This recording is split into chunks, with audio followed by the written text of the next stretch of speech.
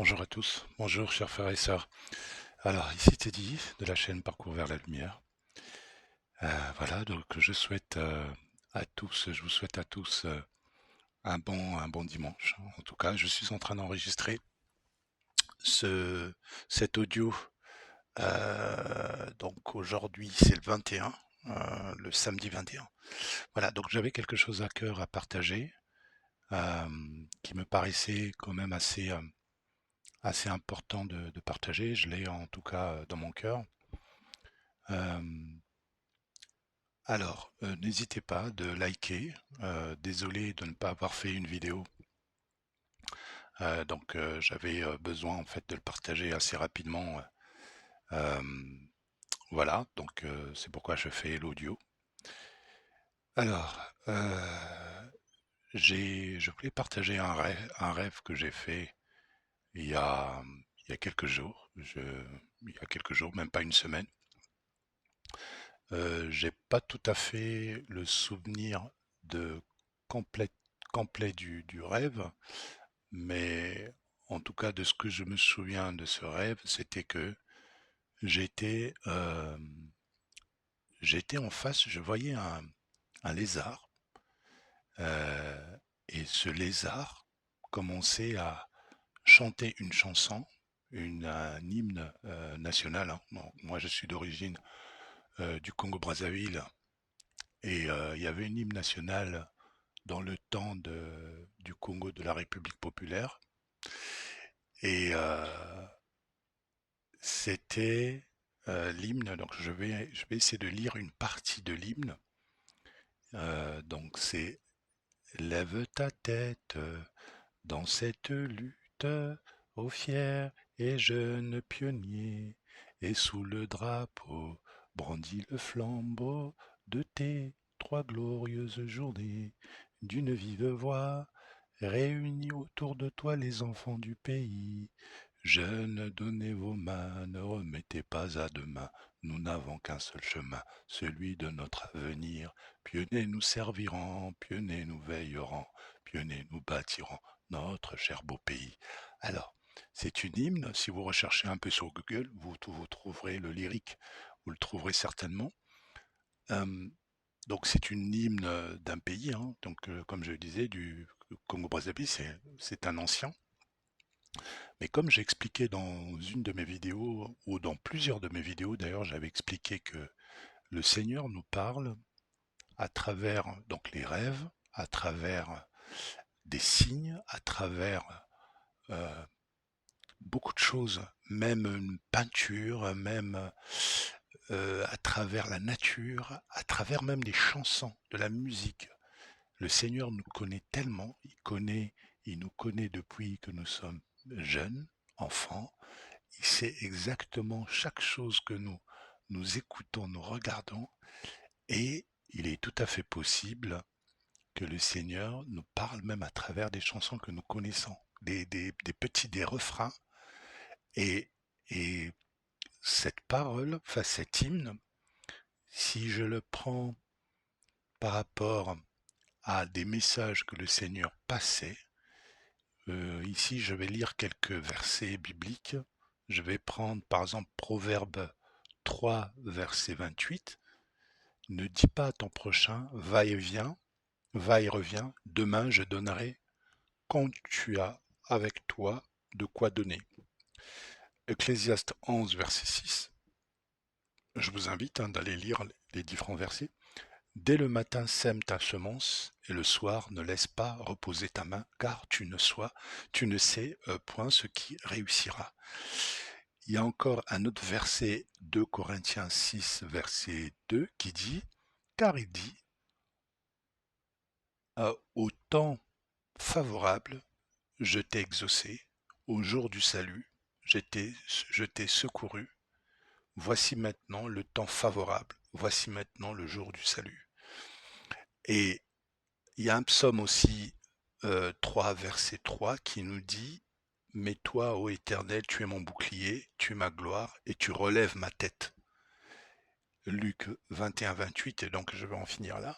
Quand ces choses commenceront à arriver, redressez-vous et levez la tête parce que votre délivrance approche. Ça c'est dans le, le chapitre de Luc où le Seigneur parlait des temps qui arriveraient, des tribulations que nous connaîtrons. Et donc il fallait être prêt en quelque sorte. L'hymne, c'était un petit peu le courage de se lever, de persévérer, de la persévérance. C'est un message qui s'adresse à moi comme à beaucoup de personnes qui sont dans le corps du Christ, de pouvoir persévérer dans la foi. Il y aura des tribulations, le monde va le connaître hein, pour que la prophétie s'accomplisse. Ça c'est une certitude, mais on demande régulièrement au Seigneur de donner le temps de grâce pour pouvoir justement ramener un maximum d'âmes auprès de lui, en tout cas, de pouvoir connaître également cette miséricorde, cette rédemption par le Seigneur Jésus-Christ. Et donc voilà, tout ça pour dire que il est important maintenant de prendre au sérieux sa marche avec le Christ, de se laisser porter par lui, de se laisser transformer. Euh, il y a cette prise de conscience qui doit être faite dans le Seigneur Jésus-Christ. Beaucoup, beaucoup se sont égarés. Je pense qu'il y a beaucoup même de personnes qui dirigent des églises qui sont un peu tombées dans les travers. Pourquoi? Parce que euh, un peu emportés par le désir, les convoitises de ce monde, faire du sensationnel et de s'éloigner complètement de de la source même de la simplicité de la parole, commencer à développer de différentes théories, euh, différentes choses pour pouvoir attirer du monde. Euh, mais moi, je m'adresse à ces personnes-là. Euh, Rappelez-vous, Paul l'avait dit à l'église de Corinthe, euh, que vous devez, que la Pâque, euh, en tout cas, notre Pâque a été immolée.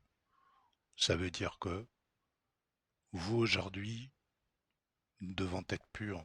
Et le pain doit être sans levain. Et donc de revenir à la simplicité de la parole et de pouvoir conduire le peuple de Dieu dans le bon chemin. Il n'y en a qu'un, il n'y en a pas plusieurs.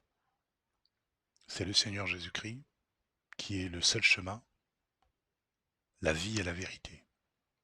Et donc, mettez autour de vos reins la ceinture de la vérité et restez juste et ne pas dérouter les personnes, les gens qui cherchent la vérité. Donc, moi, j'arrêtais pas de le dire, qu'il est important de pouvoir prendre conscience de cela. Si vous n'avez pas la sagesse ou vous n'avez pas la force de pouvoir marcher dans la justice et de pouvoir conduire les personnes dans la vérité, et que vos cœurs sont tellement remplis de convoitises, ben dans ce cas-là, demandez, déjà répondez-vous, et demandez au Seigneur Jésus-Christ de vous donner la sagesse. Vous pouvez demander la sagesse. L'amour ne consiste pas à se dire, voilà, je suis dans mon église, je suis le pasteur ou je suis celui qui dirige l'église. Si une personne dit des choses qui ne sont pas vraies, qui ne sont pas justes, vous vous dites, je ne dirai rien pour ne pas frustrer la personne, sinon ce sera une preuve que de, de ne pas aimer la personne. Mais moi, je vous informe que si vous ne corrigez pas les personnes, vous ne les instruisez pas, ce n'est pas de l'amour, ça. C'est contraire. Le Seigneur Jésus-Christ corrigeait. Il disait des vérités. Bien entendu, le Seigneur Jésus-Christ était amour, mais il corrige aussi. Il corrige aussi. Et les Écritures nous disent que, ben en fait, que Dieu corrige ceux qu'il aime. Et il corrige ceux qu'il aime parce qu'on corrige un enfant qui est légitime. Si le Seigneur, si un père ne vous corrige pas, ça veut dire que vous n'êtes pas son enfant. Mais en fait, voilà, c'est dans l'autre sens que vous devez voir les choses. Donc ne rien dire et de laisser que le levain prenne dans la pâte, ce n'est pas de l'amour, ça. Voilà. Donc moi j'avais juste...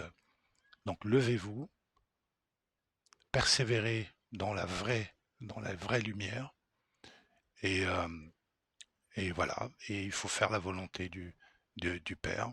Demandez au Seigneur de vous donner la force, demandez au Seigneur de vous donner la grâce, euh, et il vous la donnera. Voilà, donc c'était tout ce que j'avais à dire. Shalom à tous. N'hésitez pas de liker. Au revoir à tous.